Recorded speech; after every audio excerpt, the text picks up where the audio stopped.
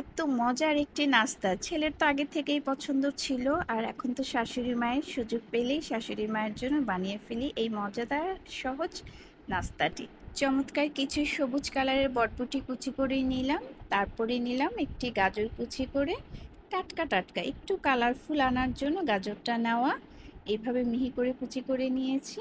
নিয়ে নিলাম কাঁচামরিচ কুচি, ঝাল একটু কম দেব, বাচ্চা খাবে। এরপর সবুজ সবুজ কিছু ধনেপাতা কুচি করে নিলাম। এরপরে নিয়ে নিব এক টুকরো ম্যারিনেট করা চিকেন পিস কুচি কুচি করে। চিকেনটাকে সয়া সস আর লেবুর রস দিয়ে ম্যারিনেট করে নিয়েছি। একটি কড়াইতে সামান্য পরিমাণে তেল গরম করে পেঁয়াজ কুচি দিয়ে দিব। পেঁয়াজটা হালকা একটু হয়ে গেলে সবগুলো সবজি দিয়ে দিব, সাথে দিব সামান্য পরিমাণে আদা বাটা, রসুন বাটা আর একটু জিরার গুঁড়া। এখন এই পুরটাকে একটু স্পেশাল করব একটা স্পেশাল জিনিস দিয়ে, সেটা হচ্ছে কর্ন স্যুপ।